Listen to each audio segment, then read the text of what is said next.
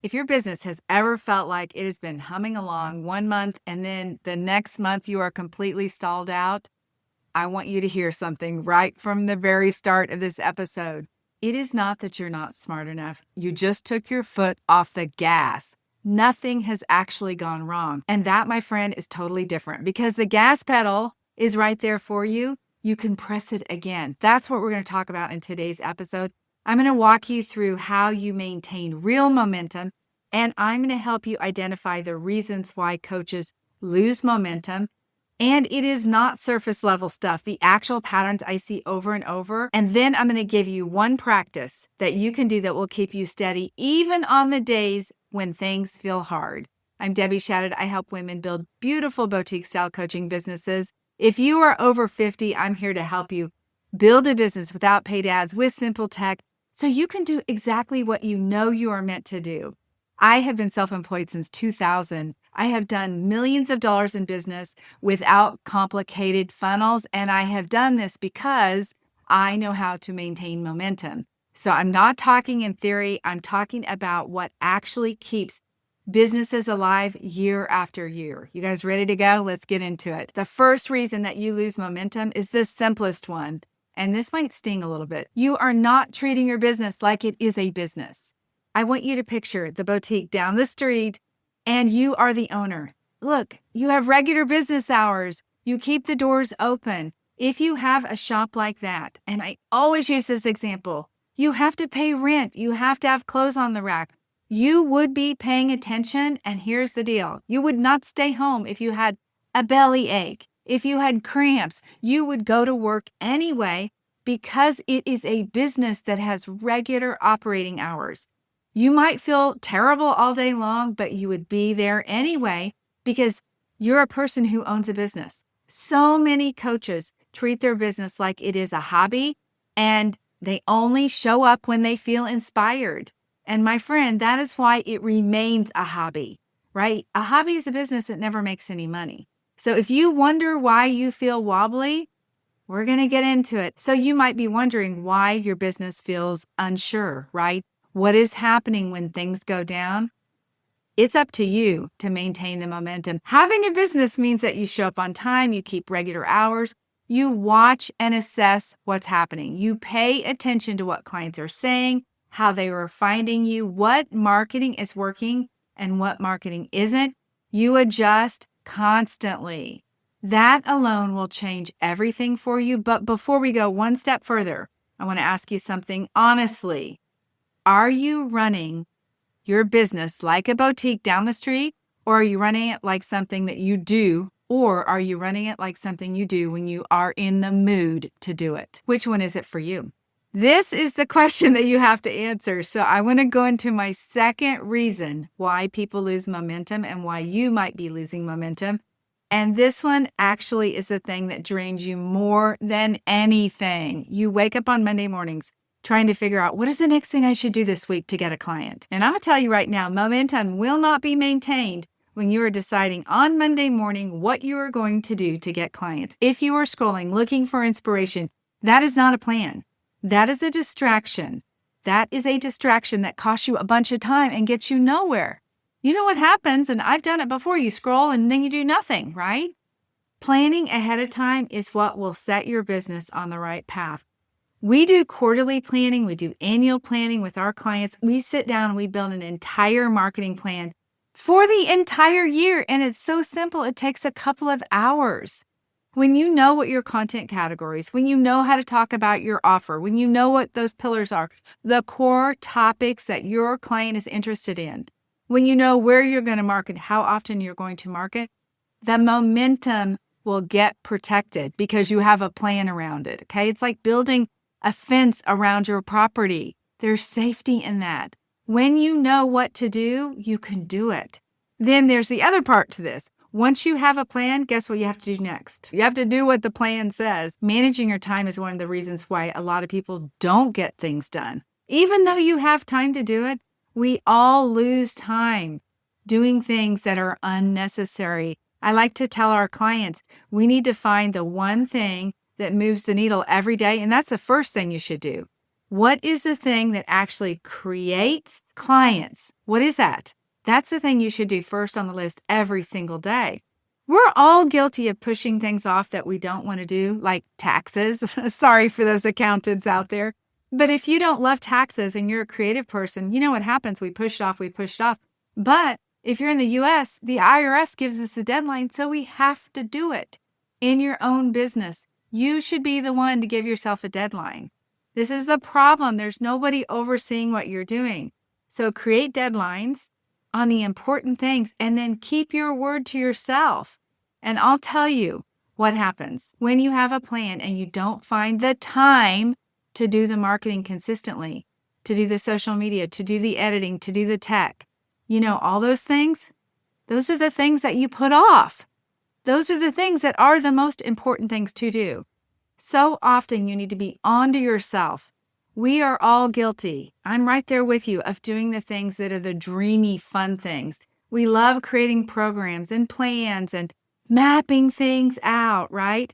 Thinking of the name of our next program, all the stuff that does not get you where you want to go today. While those things are important, those can wait. Right now you need clients. Right now you are desperate to build a business and maintain consistent momentum. That business, to pull it off consistently and to create consistent income and a consistent flow of clients, you have to be doing what it is that is the thing, whether you want to do it or not. So if you need to record a video every day and edit it to go on Instagram, then that's what you do, right? That becomes the first thing you do. Now, number 3, this one is a sneaky one because it feels very productive. But you keep changing your offer. You decide very quickly, like, oh, it's not selling. Nobody wants it. Nobody's interested.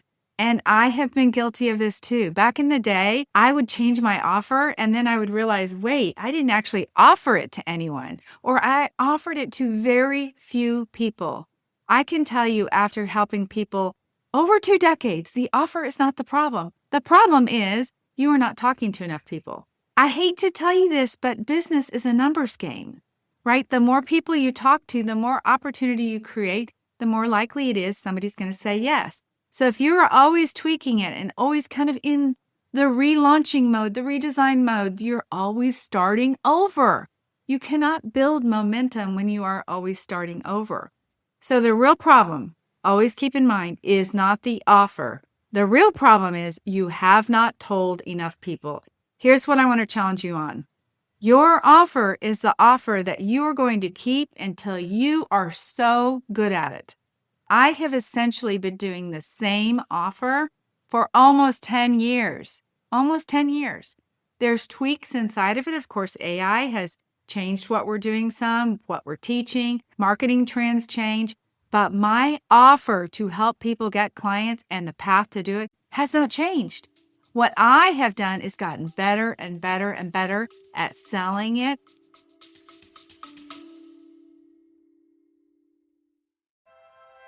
Hey coaches, it's Debbie Shadid here. I've got something very special for you. If you're trying to figure out how to get coaching clients on your own and you're wondering what to post, how to explain what you do, or how to actually sell your coaching, this is for you. I'm inviting you to join me for a live edition of the Fast Track and VIP coaching experiences. This is your chance to stop spinning in indecision and finally take those actions that are needed to build a profitable coaching business. You'll get the answers, the guidance, the support you're looking for, plus real-time feedback on your niche, your offers, and your marketing. Spots are very limited and enrollment closes soon. Let's connect. DebbieShadid.com/schedule to claim your spot and to talk about your options. Let's get you clients faster and easier than you ever imagined. Delivering it, getting client results, all those things, that's the same thing for you. Your only job is to be the best at delivering that offer and selling that offer and ensuring that your clients get results and that they love it so they keep coming back for more. So let me ask you this. Have you ever bought a program that you never looked at? No, you didn't. Every program that you clicked on the page and looked at, every checkout page that you landed on, of course you didn't buy all of them. There are things that you wanted and you still didn't buy. This is the point about your offer. If you are not putting it in front of enough people, right? Enough people that land on your page or that look at your offer so that some of them will say yes and most of them say no or don't say anything, right? That's the percentages. If you think about your own experience, how many times do you go to a sales page and you don't actually purchase? We have to allow enough time for our offer to be in front of enough people. Are you guys following me? It's a numbers game. You got to show your thing or offer your thing or have 20 conversations in the beginning to get one person to say yes or to get 2 people to say yes. Or if you're super blessed to get 5 people to say yes. The more offers that you make, the more people that will say yes. This is just the way it works because you will get really good at what you're talking about. You'll have days and weeks where everybody says yes. But in the beginning, that is not the case. In the beginning, I closed 1 out of 20 people. So if your offer is not working, it's not the offer, it is you, the way you're describing it. It is you, your belief level about it, and it is you learning how to sell it and how to market it. So getting better at selling is one of the ways that you get better with your offer.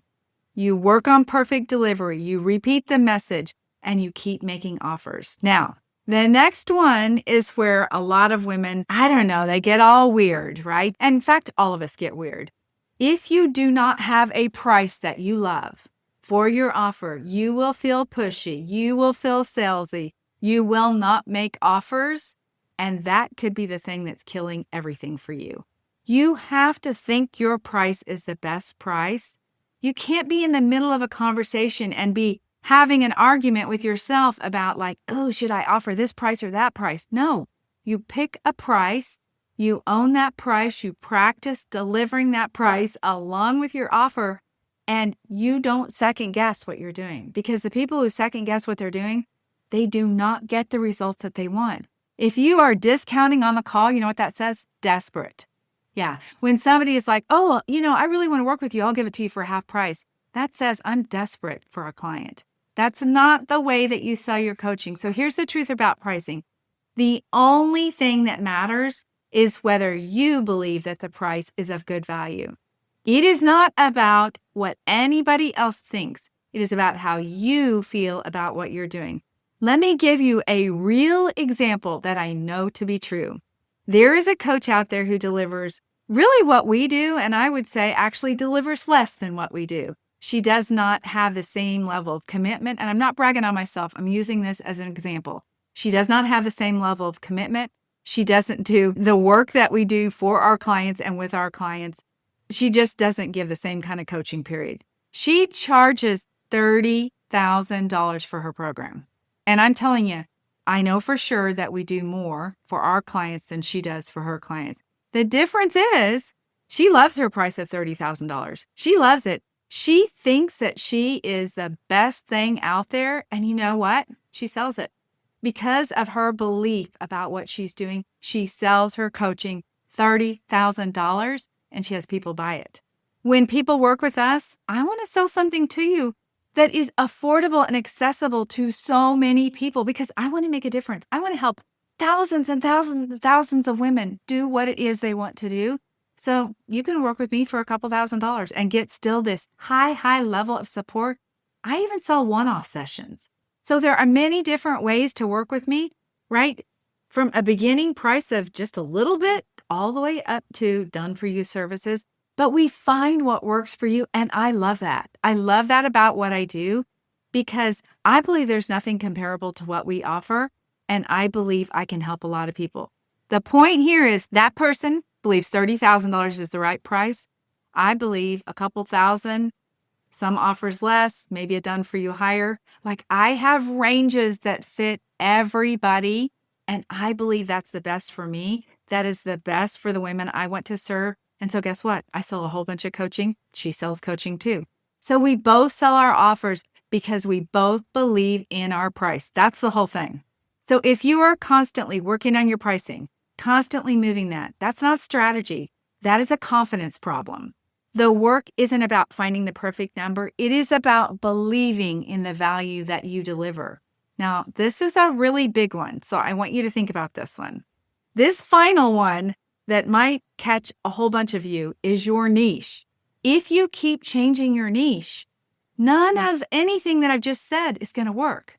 You don't need to worry about your price or your offer or anything else, because if you're changing your niche constantly, you are basically removing the cornerstone of your entire business over and over again. You are like breaking the foundation of your business down. In a house, they have to put those little piers to hold the house up. That's what you need. So if you are tweaking that or waffling around, all of that is what is killing your momentum. People start listening to you and they're excited about something, and then you change your mind. And they're like, wait, what? Like, I thought she did this. And maybe it's not conscious, but they cannot follow what you do. Nobody knows for sure what you stand for. Nobody knows exactly who you help. And every time you rethink it, it stalls you out and you will lose weeks of progress. So I want to give you a way to think about your niche that will set you free. You are already the top expert in the world at your niche. Now, don't click off, because I really want you to hear this. You are the only one who does what you do. Even if you went to a certification and everybody else does the exact same thing as you, your life experience, all the experiences you've had that you have lived through and come out the other side, everything that you've read, watched, learned, the careers that you've had, the relationships you've had, all of that impacts your thinking and the way that you coach somebody on the exact same topic as somebody else. This is what makes you the top expert at what you do. It makes you incomparable to anyone else because there is only one you. That is the most incredible news, and I really want you to hear that. You are in a niche of your own. Yes, again, other coaches can help people with the same pain point. They can help people with the same desired outcome. But you are the only one who can deliver coaching your way. You're the expert, so stop waffling around. So stop overthinking your niche. Stop changing your mind. Decide what it is, and that's it. Like, draw a line in the sand, that is it. I know what my niche is.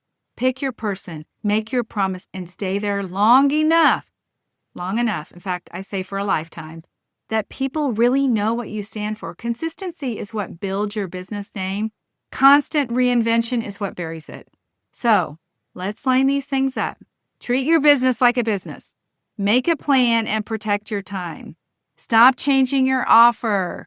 Believe in your price and commit to your niche. Those 5 things are the key reasons why people lose momentum. But I have to tell you, over all those 5 things, there's one overarching piece that will really ruin your entire business, honestly. It's the one overarching theme that is keeping your business together. It is causing you to get off track on every one of those things. You guys ready for this? It is managing your mind.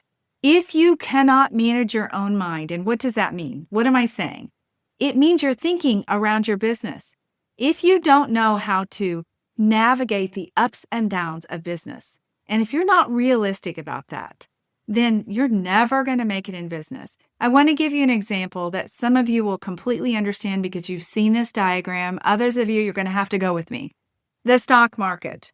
I don't know how many years there's been a stock market, but a long time, okay? If you look at this diagram about the stock market, it starts and it goes up and down, up and down, up and down, sometimes a big dip, sometimes a big high. But eventually, over years, the line keeps going up, even though it's still up and down, still and up and down. Even though there is still those ups and downs, the line keeps going up. This is exactly like your business. This is why people who invest in the stock market and stay there long term, like over decades, they always win. This is why people can say, you can be in the stock market and be 10% ahead always, right? Yes, there's times when it's like, wow, I practically lost it all. Then before you know it, you recover. This is what happens in business. If you cannot manage your mind around that, you're not going to be able to make it over the long haul. You have to know what is really happening and stay anchored in what you want to do. So about half the days, your business is going to be like on the downside. About half the days, things are going to be on the upside. Some of the days, things are going to be just right in the middle. It's going to be like, things are okay, right? Or things are so-so, right? That even feeling that you have.